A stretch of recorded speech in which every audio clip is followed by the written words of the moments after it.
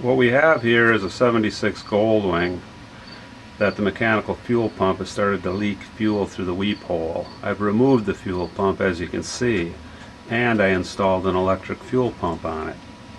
The electric fuel pump, which I had laying around the house, it was brand new, and it failed after less than 1,000 miles.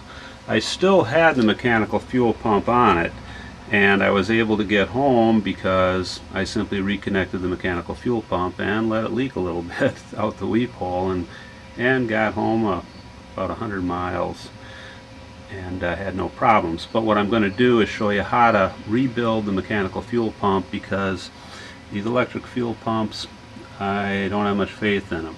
You can buy a brand new mechanical fuel pump for $100 or less online. I'm going to try to do it a lot less expensive than that, and fairly simply. Let's see how it goes. Okay, I've got the fuel pump in a vise, and I've taken out the screws, cleaned it off a little bit, and I've already tapped it and knocked it loose. So we'll lift that off of there, and we'll see what it looks like in here.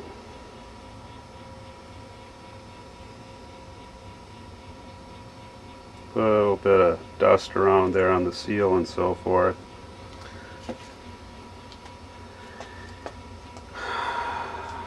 Rubber diaphragm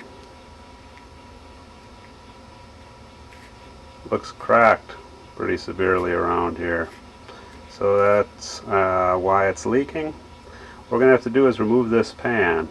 We're going to have to grind this off, this little tip here, and remove this pan. We're going to have to make this diaphragm. So let's begin doing that. I've put the screws back in the diaphragm, just down lightly onto the rubber diaphragm to hold the plate rigidly, otherwise it wants to move around before I begin to grind or drill this off.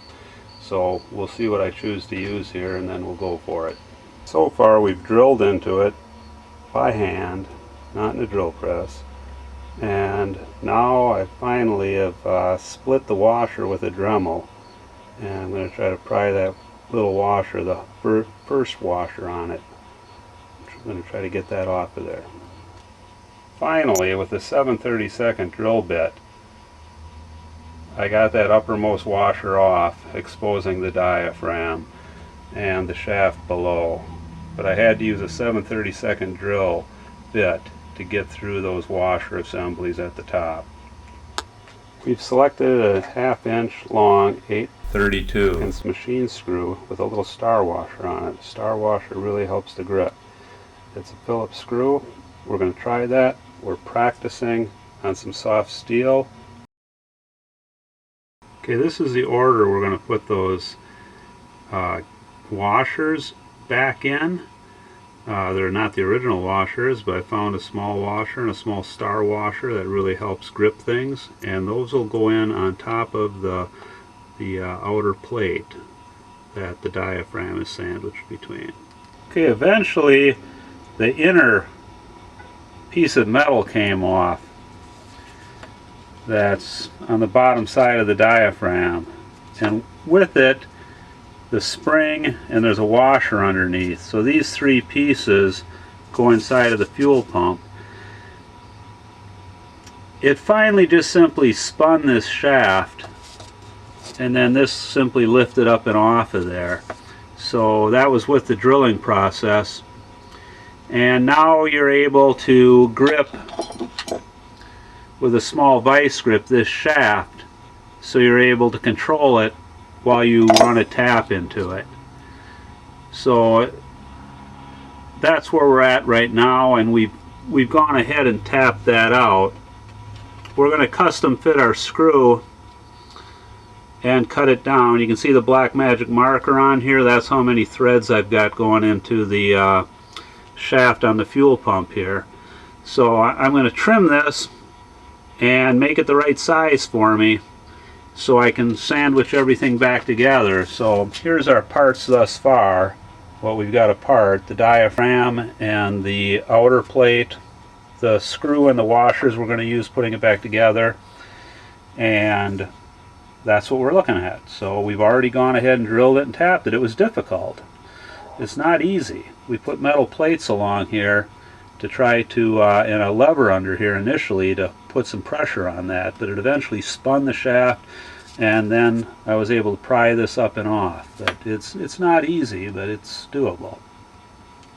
Okay, just in review, we had to center that hole, and we started out using a 5/64 drill bit, and you have to get it centered in there, otherwise you're going to run out the side with your tap. So it's very important you get it centered to begin with, and we've already got it drilled out and tapped, and we drilled it in about 5/8 of an inch deep. So that's how far we went in with it, and we worked ourselves up in about 4 stages to get to the final 9/64 drill bit that we used. How did we arrive at the 9/64 drill bit? Well, you have to look at a chart to figure out what you're doing here. We're using an 832 machine screw. We simply selected that, and it says to use a number 29 drill bit. Well, I don't have a number 29 drill bit, and most people have fractional drill bits. So we're looking on the other side here, and we find that number 29 drill bit right here, and we see what closest fractional drill is next to it. Well, the closest fractional drill next to that is a 9/64. So we've elected to use the 9/64 drill bit for our final drill bit before we run that 8/32 tap into it. Now we've gone ahead and ordered a sheet of Baton rubber from online, and this is how it came. So it's a 6x6 inch piece, and that's what we're going to end up using, and we're going to have to cut our diaphragm out of that. Now it's thinner. The diaphragm is thinner than what we've ordered, as you can see here. The diaphragm appears to be closer to 1/32. The sheet of rubber that I have here, Baton rubber, is 1/16. So that's going to be kind of an experiment as to whether or not this will work or not. I hate to experiment on something with that much work involved, but that's what we're going to do. This 6x6 sheet of Baton rubber cost $8.55 with shipping. So that wasn't just too bad, but it's about as much as I want to go. And the 32nd sheet for the same Baton rubber was $27. So I made the choice. This is what I had found first, and I simply went with what I found first. So it's supposed to be impervious to gasoline. Well, I've cut it out, and I've used a paper punch and made the 5 holes that hold it together, but there's one hole in the center here that the paper punch won't reach. So I've made a punch modeled after something my dad had made, and I had it made for other things, for cutting holes in leather, but this is the right size for that center hole, so I'm going to use this to cut that center hole because the paper punch simply won't reach. And as you can see over here, I've already tried it on the piece of baton, and it worked real well. So I tried out the paper punch and the punch on this corner. You want to make this hole, you don't want to make it too big there in the center, otherwise you might get leakage past it. So this hole is going to be a tight fit on the screw that goes through it as I cut it. You want to take as long as is necessary to get that centered, because there's no way back.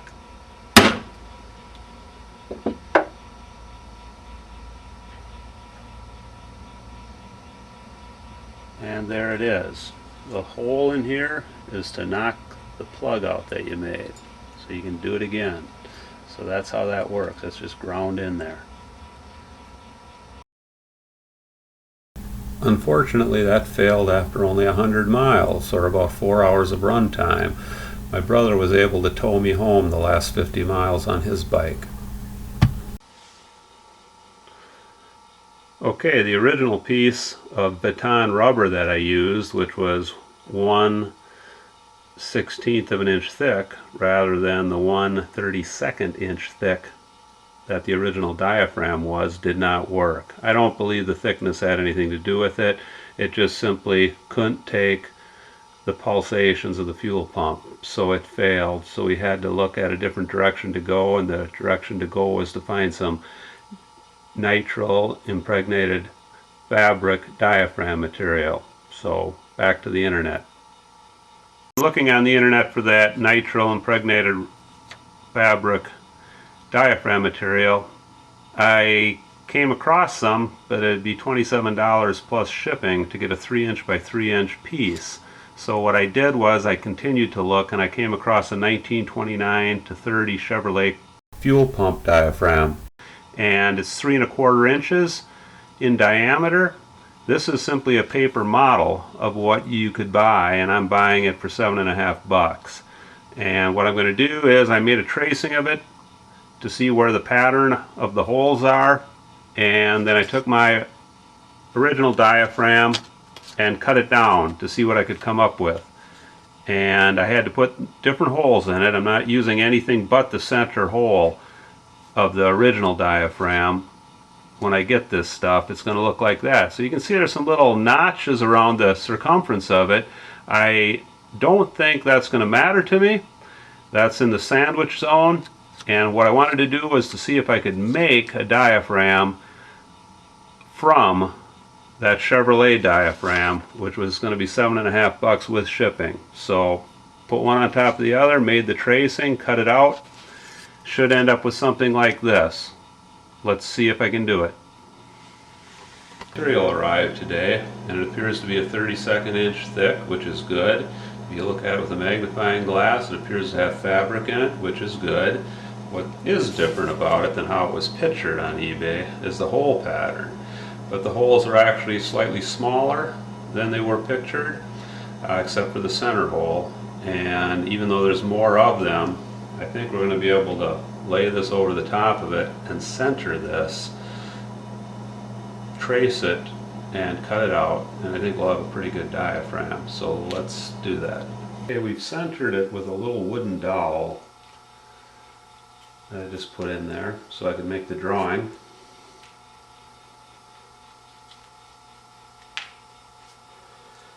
And that's what the drawing looks like. So we're going to cut it out with the scissors.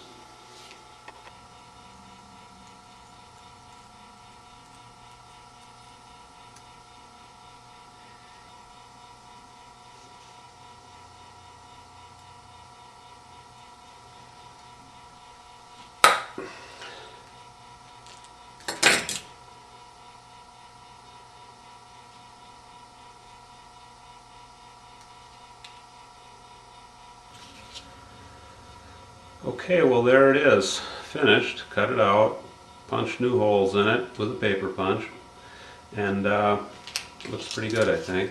So we'll go ahead and install that. You may see pictures of the old baton rubber as we go along in the video being used yet, but let me assure you this in the final end is what the product was, because as I said, the baton rubber did not work. This is nitrile with fabric, nitrile rubber with fabric inside of it, so this hopefully should pulsate and last, where the baton rubber, although it may be impervious to gasoline, didn't hold up to the pulsations. Okay, upon turning the gasoline on the bike, gasoline did come out of the drain holes after the installation of that diaphragm. The diaphragm appears to be about 25% thinner than the original diaphragm, which was approximately 1/32 of an inch or 1 millimeter. The new diaphragm is 75/100ths of a millimeter, so it's about 25% thinner. So what I'm going to try is cutting a piece of the old baton rubber out to make a gasket in between the diaphragm and the other plate. The squish area here, and since the hole is bigger here on the new diaphragm, is giving problems. The gasoline is either coming down past here or coming out past the diaphragm because there's not enough squish to it, as thin as it is, between the two plates. So now there's going to be this piece of baton rubber, the original new made diaphragm in here, and then the bottom plate. So it's going to be two pieces of material in between the two plates to try to crush it enough so that gasoline can't leak past it. So we'll give it a try. If it works, the video continues. We're ready to start the assembly process now. And I want to mention that I've ground a flat on either side of the shaft here on the fuel pump. And I've made it so that I can put a 9mm wrench on here and hold that steady as I screw the diaphragm and those plates together on it. So I think that's going to be important so that I can hold on to that so I can get the necessary pressure to sandwich that piece of rubber in there in the diaphragm. So we're ready to start the assembly process now. Okay, we've put it on there, tightened it down, installed on the pump. So now we're ready to put the top back on it. Okay, we put this in a vise.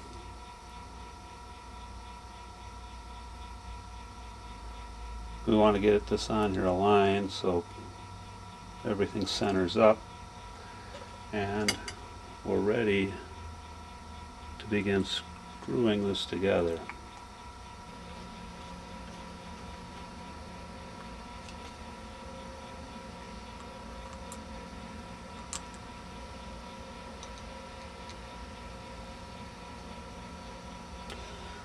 Be sure you cross tighten these screws just like you would on a wheel of a car. Jump over, don't go around the circle, cross tighten them. Be sure they're all snug down.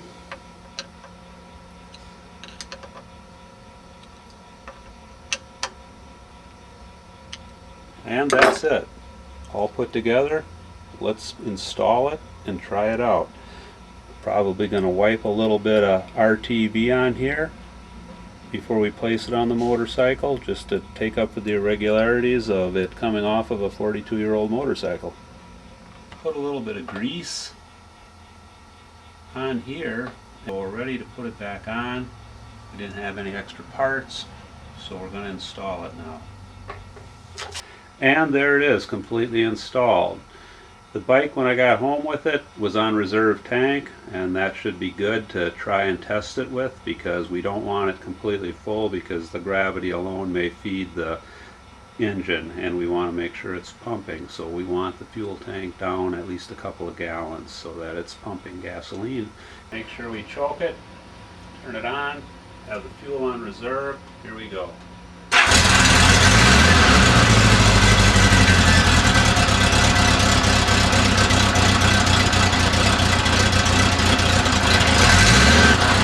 Okay, it's running, seems to be running fine. We'll check the weep hole, make sure it's not weeping any gasoline. We'll take a short ride, then a longer ride. Keep an eye on it, the video is posted, the bike is running fine. Thanks for watching. We've got an 832 tap. Ah, there goes my tap.